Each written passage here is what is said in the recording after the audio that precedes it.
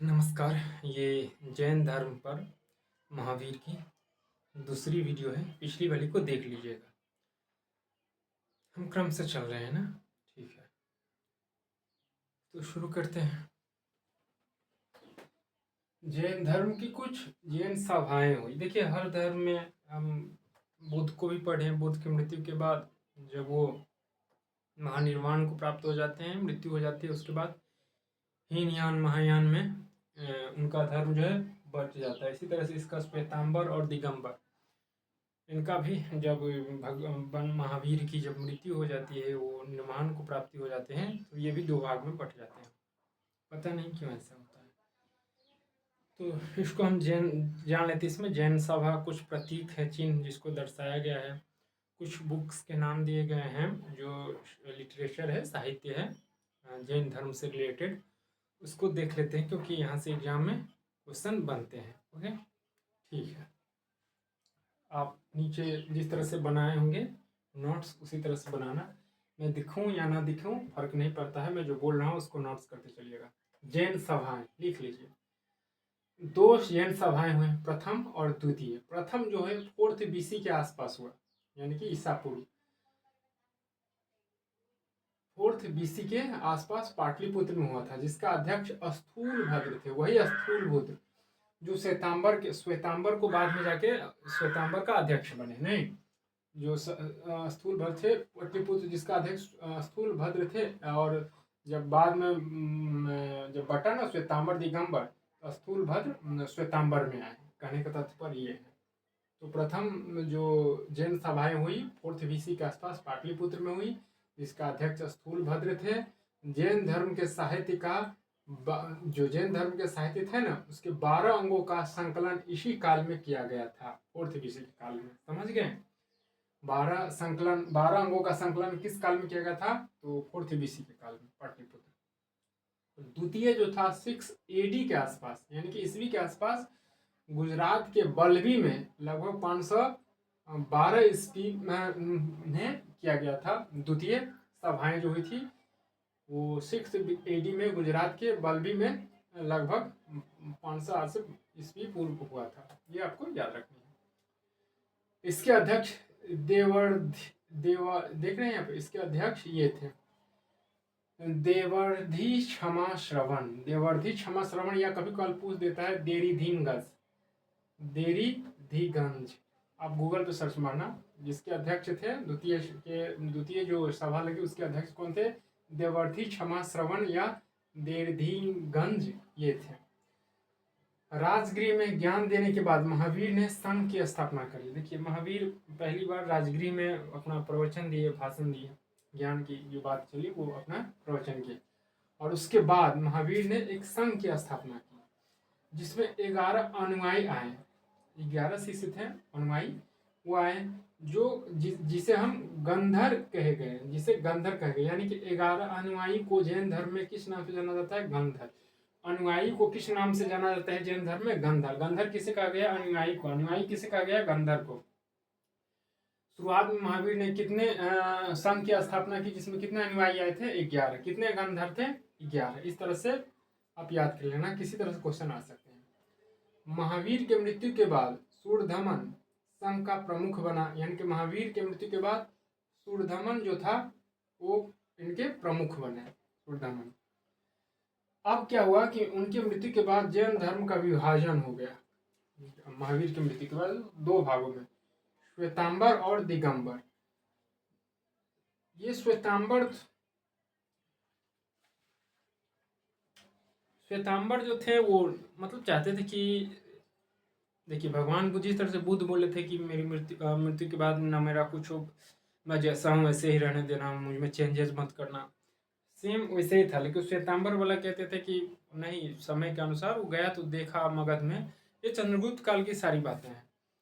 तो देखा जाके कि बहुत सारी चीज़ें चेंजेज हुई है।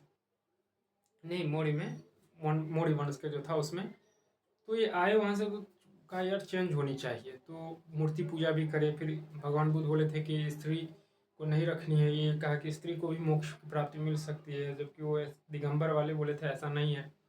उन्होंने नग्न होने की बात कही थी कि नग्न होकर भी शिक्षा कोशिश करो कि वैसे ही ज्ञान की प्राप्ति होती है पूरे नग्न होके। तो ये सारी बातें कही थी। ठीक इसके अपोजिट सब चल रहा था। ये श्वेतांबर वाला जो था, नहीं मूर्ति पूजा करो, मतलब चेंजेज हो समय के अनुसार, मंदिर भी बनाए, मूर्ति पूजा की बात भी करी, महिलाओं के मोक्ष की भी बात करी।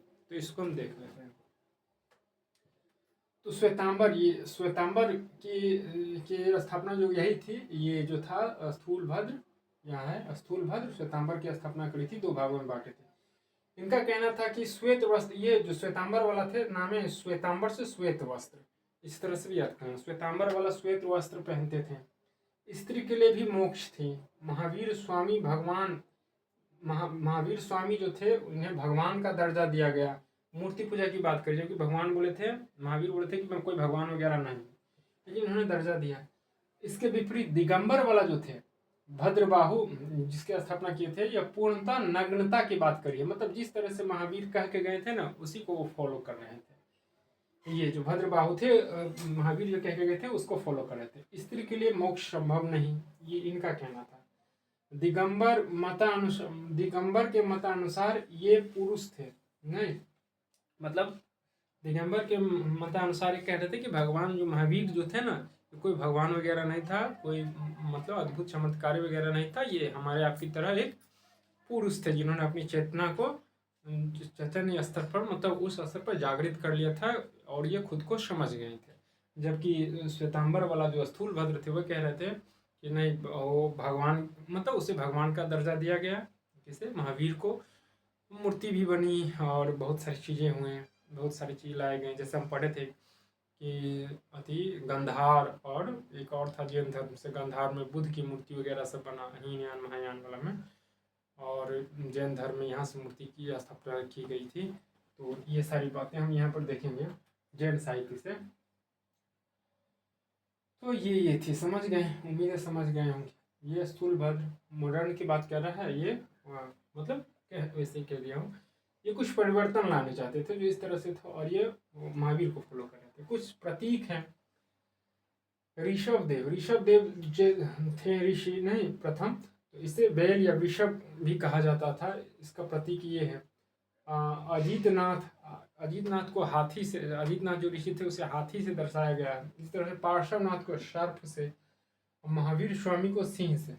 देखिए, ऋषभ देव महावीर के महावीर के संस्थापक थे, लेकिन वास्तविक संस्थापक पूछा जाए तो आप महावीर को बोलिएगा। महावीर का इसका चिन्ह क्या था? भगवान महावीर का सिंह से दर्शाया गया उन्हें। जैन साहित्य के निर्माण में अर्धमगधी भाषा का भी प्रयोग किया गया। देखिए, यूँ तो भगवान महावीर जो थे, उन्हें जब ज्ञान की प्राप्ति हुई तो एकदम वो सिंपल भाषा में सबसे बात करें, ताकि घर घर तक मेरी बात पहुंच सके, सब समझ सके। तो उन्होंने सिंपल और प्रकृति भाषा की इस्तेमाल करी है।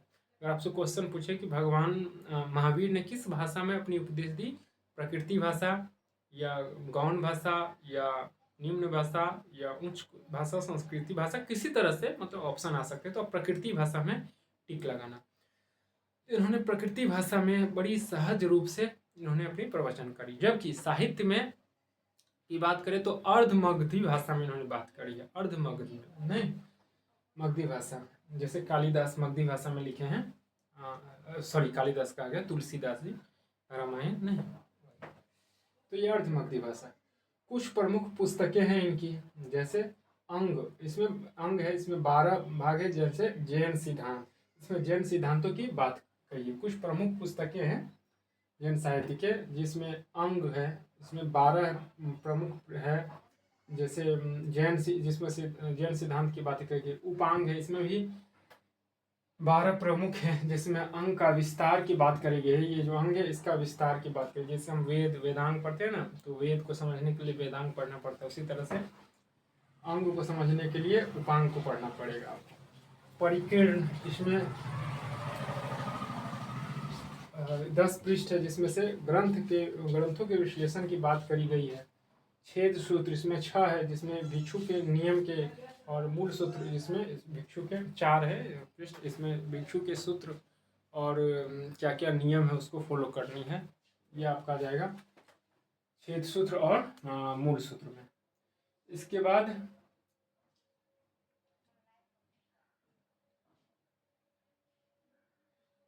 इन सभी जैन साहित्यों को आगमक कहा गया है। ये जितने भी हैं ना जैन साहित्य, इस सबको क्या कहा गया है? आगमक कहा गया है। पूछा गया क्वेश्चन, आगमक।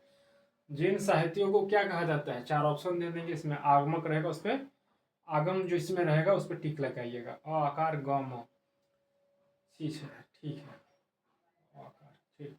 उसके बाद भगवती सूत्र है। भगवती सूत्र में महावीर एवं अन्य जैन मुनियों की जीवन चरित्र की चर्चा करी गई है। भगवती सूत्र में महावीर एवं अन्य जैन मुनियों का जीवन चरित्र के बारे में कहा गया है।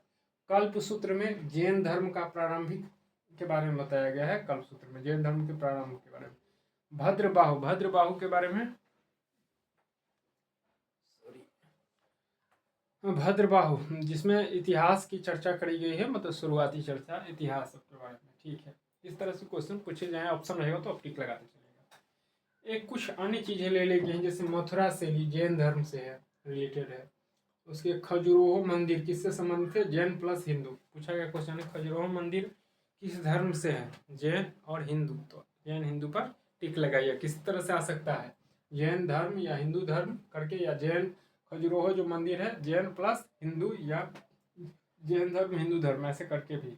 माउंट आबू दिलवारा मंदिर जैन के पास है। उसके बाद श्रवण बेलगोला में बाहुबली जो कर्नाटक में है, श्रवण बेलगोला में बाहुबली की विशाल मूर्ति है। यहाँ प्रति 12 वर्ष पर एक मेला का आयोजन लगता है, जिसे महामसत कालाभिषेक उत्सव कहा जाता है। तो श्रवण बेलगोला में बाहुबली की एक विशाल मूर्ति है, जिसे महामस्तकाभिषेक उत्सव मनाया जाता है। यहाँ को 12 वर्ष पर होती है। इसमें वो दूध वगैरह सब जो होता है, चंदन वगैरह सब वो चढ़ाया जाता है, जाकर देखना। तो ये है। एक और बात बताया कि जैन धर्म में अगर आप मोक्ष की प्राप्ति मतलब मरने उपरांत पे हो, अगर मोक्ष चाहते हो तो आप खाना पीना कुछ दिन के लिए छोड़ दो, और इस तरह से मृत्यु के बारे में कहा गया है, निर्वाण आप प्राप्त कर सकते हो। क्वेश्चन पूछे जाते हैं। बाकी आप डीपली भी पढ़िए खुद से, जैन महावीर जो भी फिलोसफर से बड़े बड़े रहे उनके बारे में जानिए। ठीक है, वीडियो को लाइक शेयर सब्सक्राइब कर दीजिएगा ताकि दूसरों को भी बेनिफिट मिल सके। नमस्कार।